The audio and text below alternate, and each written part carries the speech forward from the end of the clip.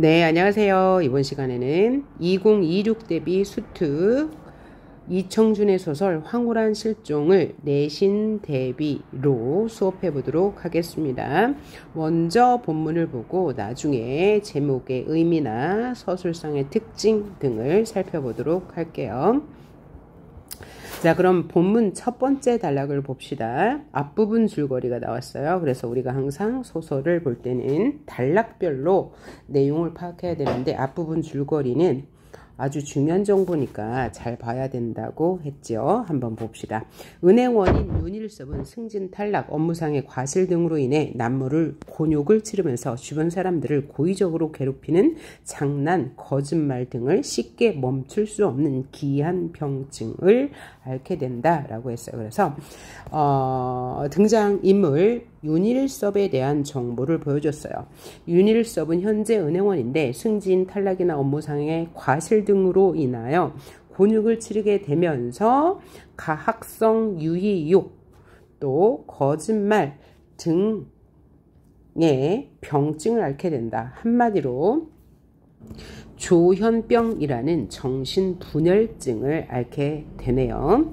이를 치료하기 위해 정신과 의사인 손 박사에게 상담을 받게 된다. 손 박사는 일섭의 욕망이 안으로 들어가 안주하고 싶은 것이 아니라 사실은 밖으로 나가고 싶은 것이며 실패의 기억으로 인해 자신의 욕망을 정직하게 시인하지 않은 채 안으로 들어가고 싶어 한다고 착각하는 사고의 전도, 즉 도착된 욕망을 갖게 된 것이라고 진단한다.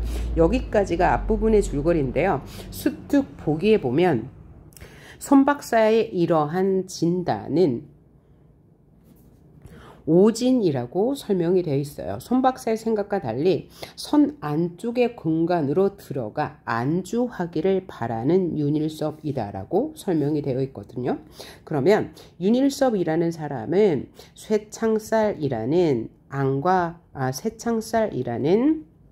일종의 분계선을 만들어 놓고 쇠창살 안으로 들어가고 싶다라는 해설이 되어 있어요. 그러면 윤일섭이 생각하는 쇠창살 안은 어떤 공간이에요? 즉 기성체제가 안주하는 공간, 머무는 공간, 안주하는 공간, 즉 안정적인 공간, 안락함을 누리는 공간으로 생각하고 있고, 쇠창살 밖은 기성체제에서 밀려난 사람들이, 즉 선택받지 못한 사람들이 선택받은 자들의 모욕적인 눈길 속에서 방황하는 곳, 불안정한 곳으로 설명이 되어 있습니다. 그러니까 손 박사는 윤일섭의 병을 오진한 거죠.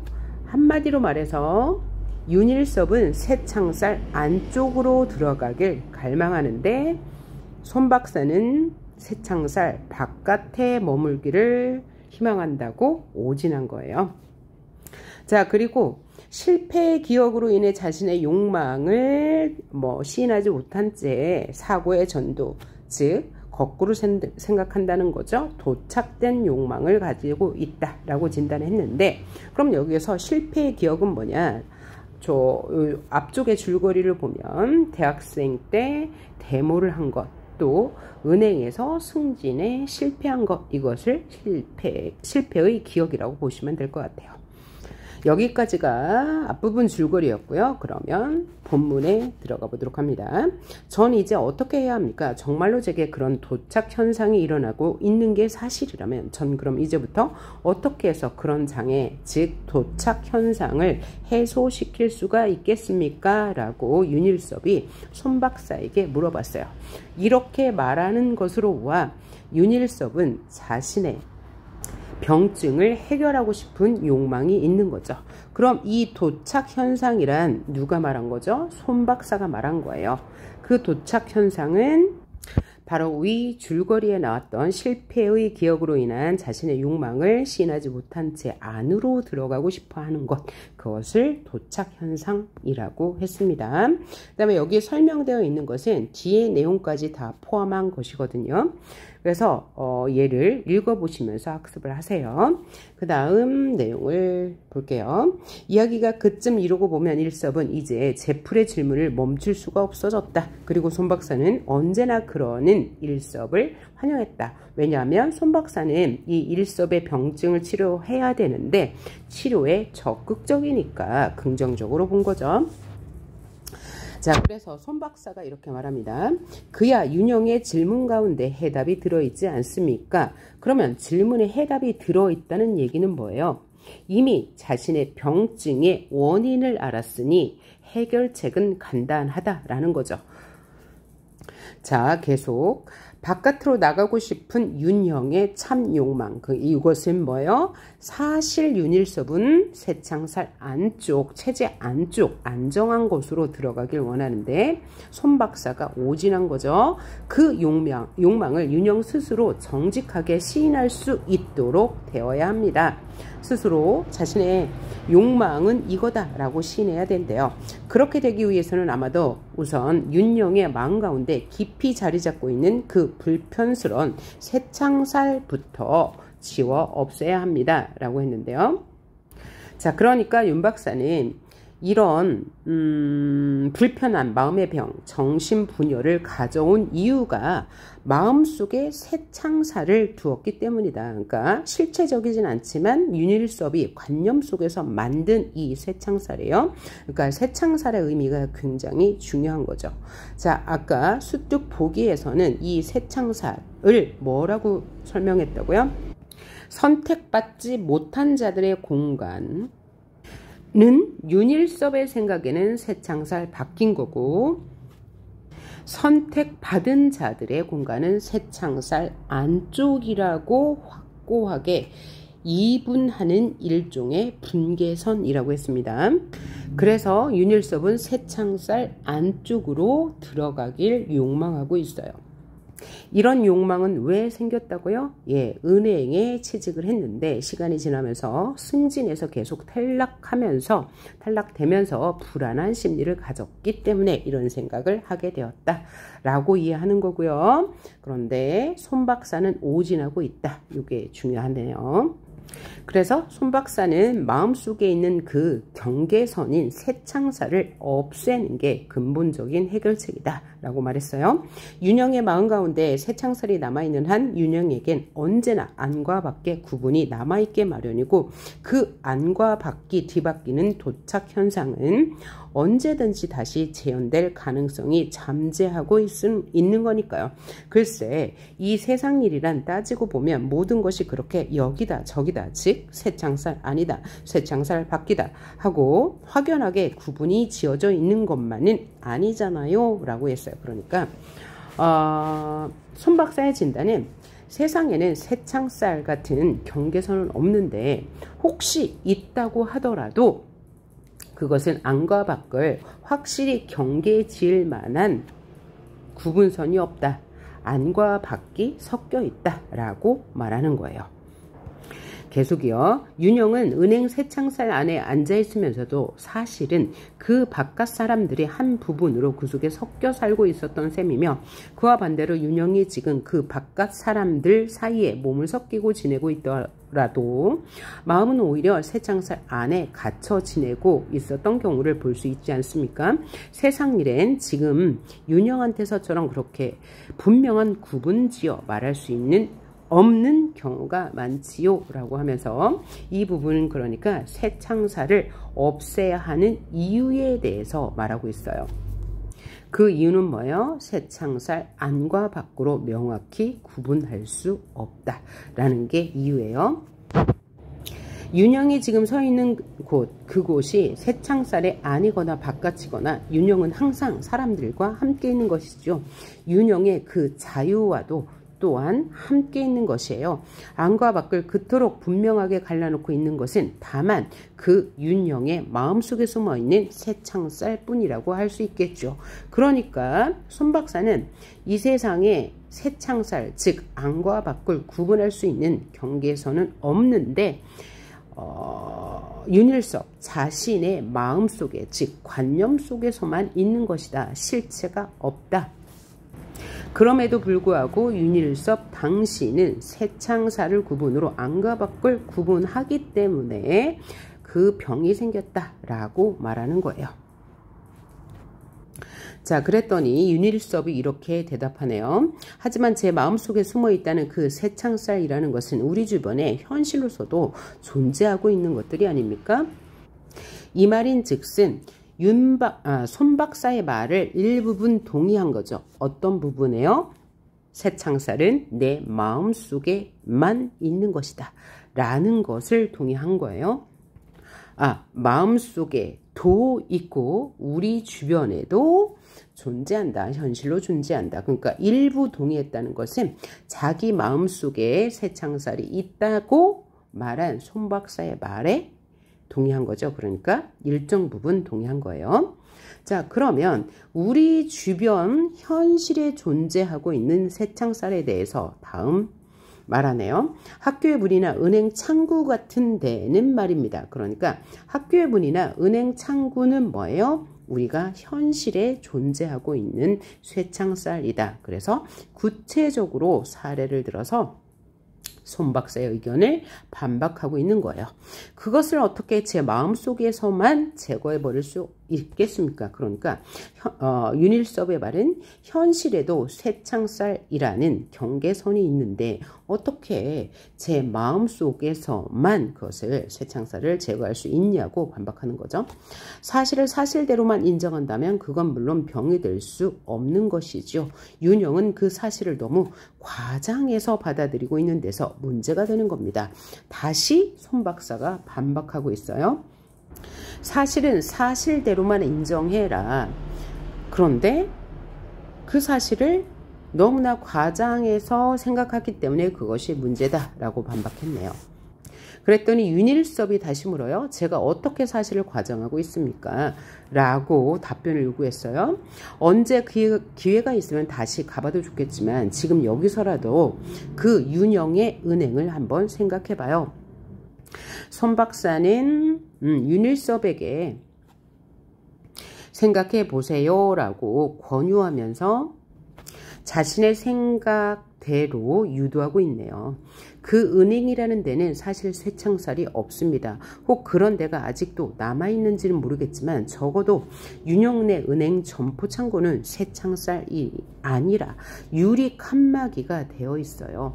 한데도 윤영은 은행을 말할 때마다 늘 그 창구에 쇠창살을 보고 있었어요. 이 말은 무슨 말이에요? 이 대화 전에 윤일섭이 뭐라고 했습니까? 쇠창살이라는 것은 자신의 마음에 있는 것일 수 있으나 현실에도 있다. 예를 들어 학교의 문이나 은행의 창구. 그것이 바로 쇠창살이다. 얘기한 것에 대해서 지금 그것은 쇠창살이 아니고 유리 칸막이일 뿐이다. 라고 손 박사가 근거를 들어서 반박하는 거죠.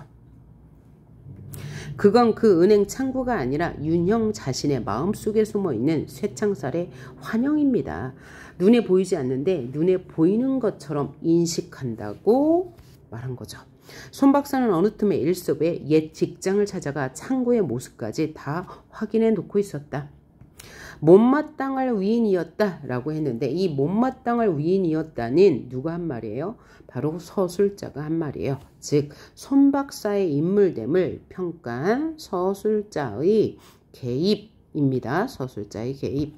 그는 무엇보다도 그의 마음으로부터 사실을 과장해 받아들이고 있는 쇠창살의 존재부터 부숴 없애랬다. 여기서 그는 누구예요? 손 박사인 거죠. 그래서 다른 사람과 자신 사이를 갈라놓지 말고 안과 밖을 갈라놓지 않도록 되도록 노력해 보라고 충고했다. 자, 손 박사는 철저한 직업의식으로 윤일섭에 대해서 미리 다 조사를 했기 때문에 이렇게 처방을 할 수가 있었다라고 얘기하네요. 이건 서술자의 말이에요. 그 외에는 아무것도 문제될 게 없다는 것이었다. 역시 서술자의 요약에 해당하네요. 그래서 여기부터 여기까지는 손 박사의 치유법에 대한 이야기였습니다. 일섭이 차츰 자신의 병태로 인정하기 시작한 그 가학성 유의욕이라는 것에 대해서도 손 박사는 지극히 낙관적인 태도였다.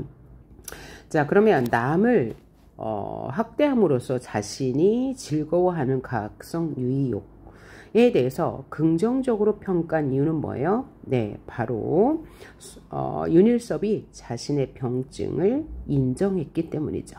그렇죠? 이 부분에서 일부 인정했다고 나왔으니까요. 그리고 고치려는 의지가 있으니까 낙관적으로 보았다라고 하네요. 그 다음 손 박사의 말이 이어지네요. 그건 따로 염려할 일이 못 돼요. 즉 가학성 유의욕이죠. 윤영에게 늘 그 안과 밖에 따로 있기 때문에 윤영은 누군가가 윤영을 밖으로 내쫓으려 하고 있는 것 같은 불안한 자기 도착. 이게 바로 윤일섭이 생각하는 자신의 병증이죠. 그래서 윤영은 그런 불안을 이기기 위해 상대방을 먼저 공격하게 된다는 점은 아까도 설명했지요. 그런데 윤영의 그런 자기 방어 욕망이 윤영에겐 다른 일에서도 늘 그랬듯이 정면으로 떳떳하게 표현되질 못하고 은밀한 복수심으로 변형되어 나타난 것입니다. 상대방을 속이고 상대방이 골탕을 먹고 낭패를 겪는 것을 보고 윤영은 그 자기 방어의 욕망을 간접적으로 만족시키고 있었던 격입니다. 다시 말하면 가학성 유의욕이 발생하는 원인은 자기 방어 때문이다 라고 말하고 있네요. 손 박사의 말. 새창살에서부터 비롯된 2차 병증의 한 현상일 뿐이죠. 그러니까 새창살이라는 마음의 그 관념만 버리면 이런 모든 것들은 쉽게 해결될 것이다. 새창살이 근본 원인이다 라고 말하고 있는 거예요. 윤영의 노력으로 그 마음속의 새창살이나 안팎의 도착증이 제거되고 나면 그런 외형적인 증상, 즉 외형적인 증상은 뭐예요? 가학성 유의욕, 거짓말 이런 거죠. 이런 것은 저절로 자취를 감추어 가게 될 것입니다. 즉 마음속의 새창살, 경계선을 없애고 나면 다른 증상들은 다 호전될 것이다 라고 말했어요. 시일이 지나다 보니 손 박사의 말은 상당량 사실로 증명되어 가는 부분이 있었다. 즉 일섭의 병증이 호전되고 있었다라는 말이네요. 일섭은 손 박사의 충고대로 자기 마음속의 새창살을 뽑아내는데 그런대로 정직한 노력을 기울였다. 그리고 이번에는 손 박사의 충고에 의해서가 아니라 본인 스스로의 노력으로 안과 밖의 경계선을 지우는데 상당한 성공을 거두었다. 그러니까 여기서 포인트는 뭐예요? 윤일섭 스스로 새창살을 없애려고 노력했다라는 거예요. 자, 손 박사의 장담대로 새창살의 그림자가 마음속에서 차츰차츰 자취를 감춰가자 그의 유의욕 역시 제풀에 점점 흥미가 떨어지기 시작했다. 이것이 바로 호전됐다고 말할 수 있는 이유가 되겠네요. 자, 그래서 손 박사는 마음속에 그 새창살을 일섭이 조금씩 지워가자 가학성 유의욕과 같은 증상도 사라졌다 라며 자신감을 보이고 있어요. 그의 유의욕 역시 제풀에 점점 흥미가 떨어졌다고 했으니까요. 전날처럼 불안스러운 생각도 덜했고 더군다나 누군가 주위 사람을 골려주는 따위의 장난에는 흥미나 쾌감을 느낄 수가 없게 되어갔다. 그러니까 이제 서술자가 일섭의 마음을 보여준 거예요. 그러니까 3인칭 전지적 작가 시점인 거죠. 그러자는 뭐예요? 병이 호전되어 가자 어느 날 손 박사는 마침내 그를 집으로 돌아가라고 했다. 즉 퇴원을 하라고 한 거죠. 집에서 쉬면서 일주일에 한두 번 정도 병원으로 와서 즉 통원 치료하면서 자기를 보고 가기만 하면 된다고 말했다. 일섭은 이번 때처럼 별 군소리 없이 그날로 곧 병원을 나왔다. 즉 퇴원했다. 그리고 손 박사의 당부대로 며칠씩 만에 한 번씩 병원을 찾아가 그를 만나곤 하였다. 자, 그러니까 윤일섭도 자신의 병증을 고치기 위해 애쓰고 있는 거죠. 그런데 그게 문제였다. 그러면 그게 뭐예요? 퇴원한 것이 문제예요. 퇴원 후에 몇 번째던가 병원으로 그 손 박사를 찾아가 만난 날이었다. 손 박사는 그날 일섭을 보자 이제 모든 게 잘 되어가고 있다면서 못하면 집으로 돌아가는 길에 못하면은 뭐예요? 괜찮으면 창경원 소풍이라도 잠깐 하고 가는 게 어떠냐고 친절한 충고를 덧붙였다. 여기서 창경원은 동물원을 말해요. 그래서 지금은 사라진 동물원입니다. 손 박사로선 그쯤에서 아마 일섭의 치료 효과를 한 번 더 확인해 보고 싶었던 모양이다. 그래서 병세가 호전이 되어서 퇴원시켰죠. 그러고 나서 통원 치료를 일주일에 몇 번씩 와서 받고 있는데 한 번 더 확인하고 싶어서 창경원에 가라는 권유를 했어요. 손 박사의 의도가 어떤 것이든 일섭으로서 어쨌든 고마운 조언이 아닐 수가 없었다. 오랜만에 바람이라도 좀 쐴 겸 창경원 문을 들어선 일섭은 거기서 비로소 손 박사의 음흉스러운 음모를 깨달았다. 그러면 동물원 이 창경원에 가서 윤일섭의 생각이 완전히 달라진 거네요. 누구에 대한? 네, 손 박사에 대한. 그러니까 음흉스러운 음모를 알게 되었다라고 한 거죠. 그죠? 그리고 손 박사의 교묘한 음모에 감쪽같이 속아 온 자신을 다시 발견한 것이다. 자, 그럼 여기서 윤일섭이 생각한 손 박사의 음흉스러운 음모, 그것은 뭐예요? 자, 지금까지 손 박사는 윤일섭에게 뭐라고 권유했죠? 네, 마음속에 쇠창살을 없애세요. 그 마음속에 있는 쇠창살이라는 것은 사회를 구분짓는 경계선인데 우리 사회에는 그런 것이 없다. 만약 구분이 있다고 하더라도 그 쇠창살의 안과 밖은 섞여 있기 때문에 절대로 안과 밖의 경계를 선명하게 나눌 수는 없다라고 조언했죠. 그런데 윤일섭은 뭐예요? 그 조언이 음흉스러운 음모라고 생각한 거예요. 그래서 자신을 속여온 것이라고 생각합니다.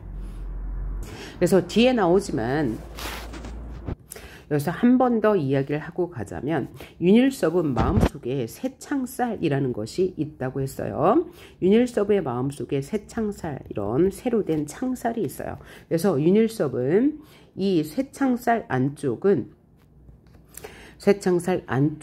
기성체제가 안락함을 누리는 곳, 안정된 공간이라고 생각하고 있고, 쇠창살 밖은 기성체제 안으로 들어갈 수 없는 사람들이 탈락이 되어서 불안한 삶을 영위하는 곳이라고 했거든요. 이것은 누구의 생각이에요? 일섭의 생각이에요. 윤일섭의 생각이에요. 그런데 손 박사는 이렇게 말하지 않았죠. 뭐라고 했어요? 우리 사회에 쇠창살 같은 것은 없다. 즉 사회체제에 구분은 없다라고 말했거든요. 그죠? 그래서 윤일섭이 이렇게 생각한 거예요. 그동안 손 박사가 나를 속여왔어.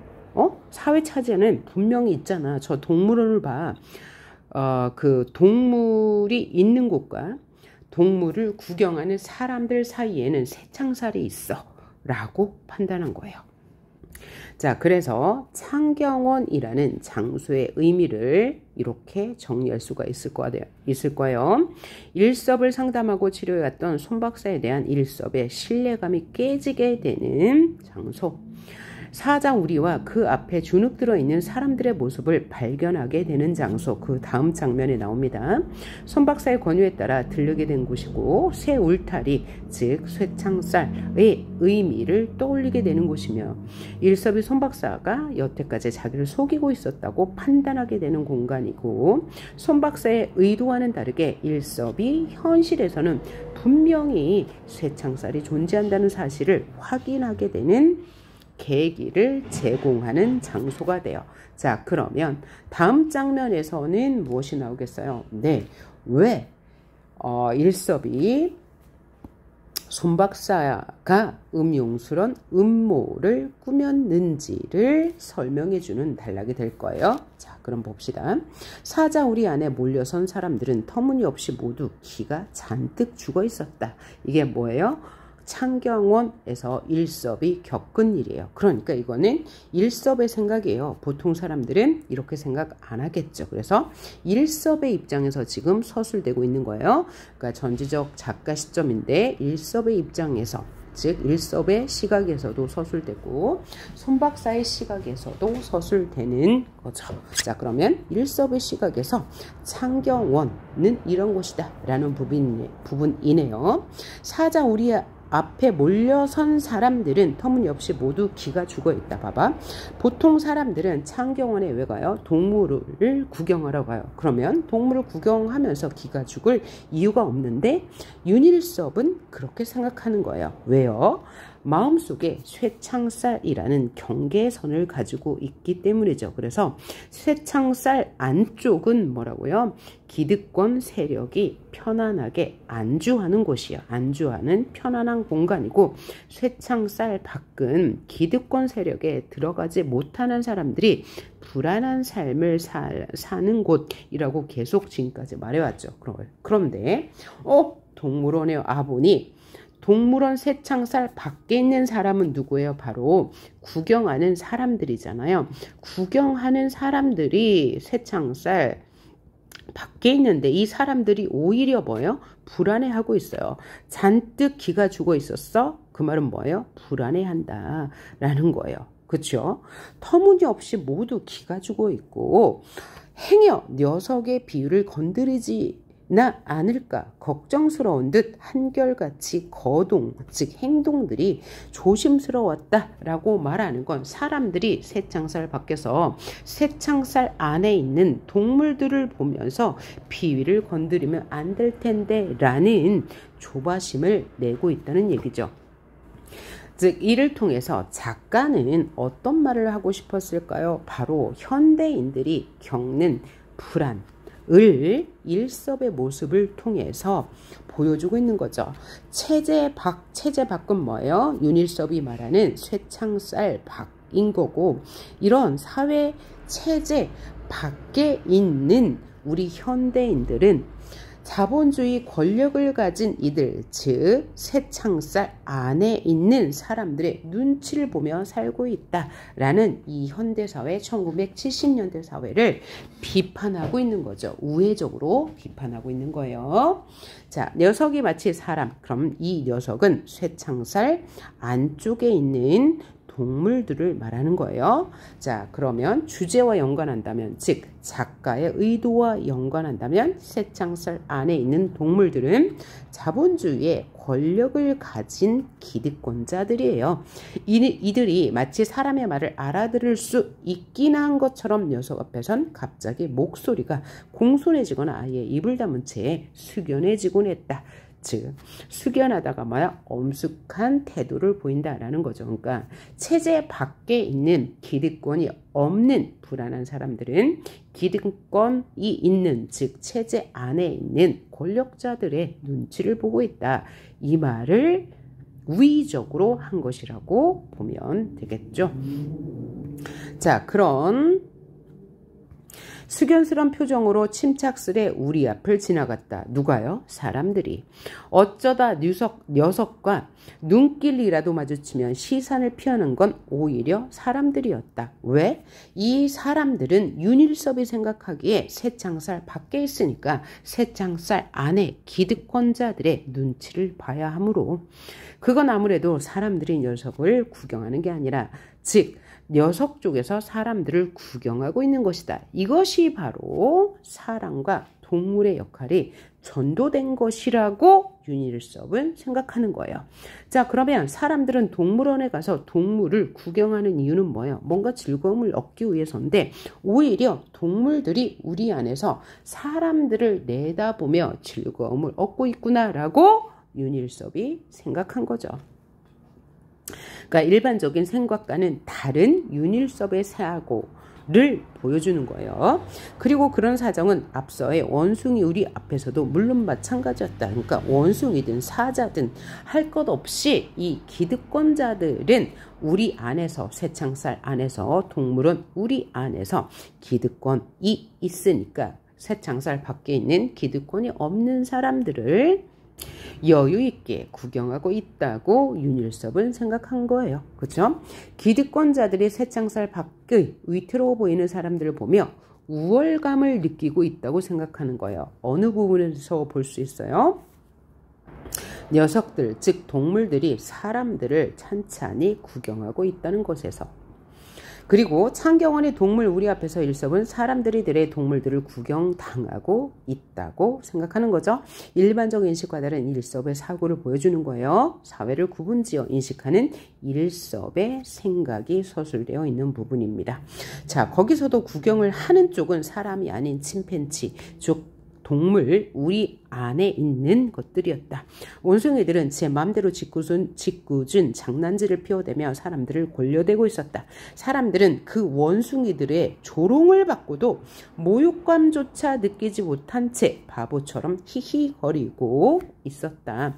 그러면 이 바보처럼 히히거리고 있는 사람들은 이 작가의 의도와 관련해 본다면 자신이 조롱받고 있지만 그것을 이거 불편하다, 잘못되었다 말할 수가 없는 현대인들의 기득권이 없는 사람들의 체제 밖에 있는 사람들의 행태인 거죠. 라고 윤일섭은 생각한 거예요. 원숭이 우리 앞에선 바보처럼 멍청하게 웃고 서 있던 사람들도 이 등골이 섬뜩거리는 맹수류, 바로 사자를 말하는 거예요. 앞에서는 감히 그럴 수조차 없는 꼴이었다. 그러니까 사자가 가장 강한 동물이잖아요. 그러니까 이 사자 앞에서는 웃고 서 있을 수조차 없을 정도로 두려움을 느끼고 있다. 즉 권력이 아주 높은 사람 앞에서는 보통 사람들이 꿈쩍도 못한다라는 이야기를 하고 있는 거죠. 결국 손 박사는 여태까지 윤일섭 자기를 속이고 있었던 게 분명했다. 이것이 바로 앞 단락에서 나온 손 박사의 음모에 해당하는 부분이죠. 서술자가 일섭의 입장에서 일섭의 시각으로 서술하는 부분이에요. 마음속의 쇠창살을 부숴 없애는 게 치료법의 척경, 즉 지름길이라던 손 박사의 처방은 영 엉터리 없는 거짓이었다. 완벽한 거짓말이었다. 라고 윤일섭이 생각하는 거예요. 손 박사가 뭐라고? 궤변은 뭐예요? 참인 것 혹은 거짓인 것을 반대로 꾸며내는 논리적인 말 정도로 생각하면 되겠죠. 를 늘어놓고 있었던 세상에는 현실적으로 곳곳에 쇠 울타리, 즉 쇠창살이 마련되어 있었다. 이게 윤일섭의 생각이에요. 그리고 그것은 물론 그 쇠 울타리, 쇠창살 안의 쾌적한 공간, 안은 쾌적한 공간이죠. 을 혼자 독차지하고 즐기는 자들을 위한 영리한 고안, 깊은 생각이었다. 그러니까 이 부분을 잘 이해해야 되겠네요. 그러니까 윤일섭이 생각하기에 손 박사는 어떤 사람이에요? 손 박사는 기득권자예요. 즉 울타리 안쪽에서 편안하고 안락하고 권력을 가지고 있는 사람이라고 생각해요. 그래서 이 손 박사는 자신이 어떤 권리, 즉 체제 안에서 어떤 혜택, 편안함을 누리고 있으니까 손일섭 자신을 그 체제 안에 들어오지 못하도록 지금 자신을 음모로 꾸며서 대하고 있다라고 생각하는 부분이에요. 다음 선택을 받은 자들은, 그럼 선택을 받은 자들은 누구예요? 쇠창살 안쪽에 있는 사람들은 그 안전한 쇠 울타리 보호 속에서 기분 좋게 바깥 구경이나 하면서 살아가고, 선택받지 못한 자, 즉 쇠창살 밖에 있는 사람들은 바깥으로 쫓겨난 채 선택받은 자들의 모욕적인 눈길 속에 우왕좌왕 방황을 계속하고 있는 게 현실이라고 생각하는 것, 서술자가 일섭의 시선에서 서술한 거예요. 그것은 참으로 윤일섭으로선 커다란 각성이었다. 깨달았어요. 하물며 그 울타리 안에 안락한 보호가 사자 따위의 들짐승에게까지 이르렀음에랴. 윤일섭의 생각입니다.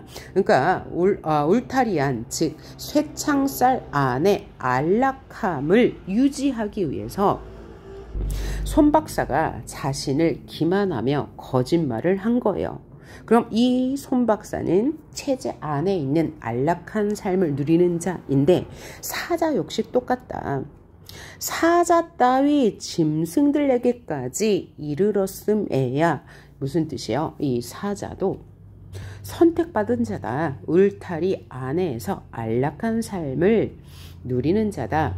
그래서 사자와 기득권자, 체제 안에 있는 자, 기성체제로 동일시한 거죠. 그래서 이 소설은 우의적 소설인 거죠. 윤일섭은 지금 분노하고 있어요. 그죠? 이렇게 현실에도 쇠창살의 안과 밖이 분명하게 드러난다. 손 박사, 너 나를 뭐 한 거예요? 기만한 거야 라는 분노를 드러내요. 손 박사도 실상은 그 선택받은 자들과 한 무리임이 분명했다. 확실하게 더 나오네요. 손 박사에게도 자신의 쇠창살이 몰래 간직되어 오고 있었을 건 두말할 나위가 없었다. 손 박사에게 그것이 없었다면 즉 쇠창살 안에 기득권의 안락함이 없었다면 정상이 아닌 것은 윤일섭 자기가 아니라 오히려 그 손 박사 쪽이었다. 윤일섭이 생각하기에 윤일섭 자신이 이상한 게 아니고 손 박사가 이상하다라고 판단하는 거죠. 윤일섭의 입장에서. 손 박사는 이를테면 자신의 쇠창살을 교묘하게 숨기면서 윤일섭 그에게만 그것을 부수라고 해댄 셈이라고 윤일섭이 생각하니까 손 박사에 대한 분노는 굉장히 컸다고 보시면 되겠네요. 손 박사에 대한 적개심을 드러내고 있는 부분이었어요. 자, 다음 달라. 참으로 괘씸하고 가소로운 우인이 아닐 수 없었다. 이게 서술자가 일섭의 입장에서 서술한 거죠. 가소롭다, 정말 우습다 라는 얘기예요. 참으로 괘씸하다, 적개심을 드러냈습니다. 손 박사가 자신의 쇠창살을 숨긴 채 일섭에게만 쇠창살을 부술 것을 요구했기 때문에 가소로운 거예요. 손 박사가 그에게 자신의 쇠창살을 부수라고 충동질한 것은 그를 그의 곁에서 내쫓으려는 음흉스런 괸수, 위에서는 음흉스런 음모라고 말했죠. 같은 의미 이외에 아무것도 아니었다. 더더구나 그 우리 넘어 짐승에 대한 그의 정당한 분노를 우리 넘어 짐승, 사자 등을 말하겠죠. 아직도 제 마음속에 쇠창살을 부수지 못한 병태, 병의 진행 상태의 하나라 단정하라 든다면 누가 윤일섭이 생각하기에 손 박사가 그건 사람과 축생, 즉 짐승의 의신을 바꿔놓으려는 손 박사의 무서운 배신일 수 없었다. 그래서 윤일섭의 손 박사에 대한 배신, 적개심, 분노가 극에 달했음을 알 수 있네요. 녀석을 결단해 놓고야 말겠다는 일섭의 단호한 결의. 여기서 녀석은 누구냐면 사자예요. 그런데 위에서 뭐라고 그랬어요? 사자와 기득권층, 즉 체제 안에 있는 쇠창살 안에 있는 안락한 삶을 누리는 사람들. 일섭이 생각하기에 손 박사 역시 그렇죠. 그래서 사자를 결단 내놓고 말겠다는 결심을 한 거죠. 그러한 결의는 손 박사가 대수롭지 않게 말해버린 그 가학성 유의욕과 같은 거실수는 도저히 없었다. 그러니까 가학성 유의욕보다 훨씬 더 심각하고 중요한 일이다 라고 윤일섭은 생각하는 거예요. 그래서 자신은 기어코 쇠창살 안으로 들어가고 싶다는 생각을 드러낸 거죠. 그래서 이 소설 결말 부분에는 어떻게 나오냐면 실제로 쇠창살 안, 사자 우리 안으로 들어가서 사자를 내쫓고 그 안에 떡하니 앉아있는 것으로 결론이 나요. 그래서 제목이 황홀한 실종입니다. 실종이라는 것은 사라져 없어져 버리는 거죠. 그래서 근데 왜 황홀하냐? 윤일섭이 실종이 됐거든요. 실종이 됐는데 사실은 어디가 있었던 거예요? 사자 우리 안으로 들어가 있는 거죠. 그래서 윤일섭의 실종이 사자 우리 안으로 들어간 건데 그 실종이 황홀한 거예요. 누구 입장에서요? 윤일섭 입장에서. 윤일섭 입장에서는 사자 우리 안, 즉 기득권 체제 안으로 들어갔으니까 윤일섭 입장에서는 굉장히 좋은 실종이죠. 그래서 이 제목 자체는 역설이 드러나 있지만 이것이 바로 윤일섭의 마음인 거예요. 또 하나는 윤일섭은 불안증을 앓고 있잖아요. 그래서 이 불안증을 해소하고 싶은데 여기서 실종이 바로 불안증이 해소된 단계죠. 왜요? 사자 우리 안으로 들어갔으니까요. 자, 그래서 본문 학습은 끝났고요. 제목의 의미 살펴봤어요. 왜 황홀한 실종이라고요? 윤일섭의 입장에서는 실종, 숨어버리는 거죠. 그러니까 윤일섭의 입장에서는 실종이 황홀한 거예요. 기타 윤일섭의 가족이나 손 박사에게는 윤일섭이 실종된 것이잖아요. 찾질 못했어요. 우리 안에 들어간 것을 결론해 보면. 그런데 윤일섭의 입장에서는 굉장히 황홀한 거예요. 왜? 쇠창살 안쪽으로 들어가서 안락한 삶을 누리게 되었다고 생각하니까요. 라고 보시면 되겠고요.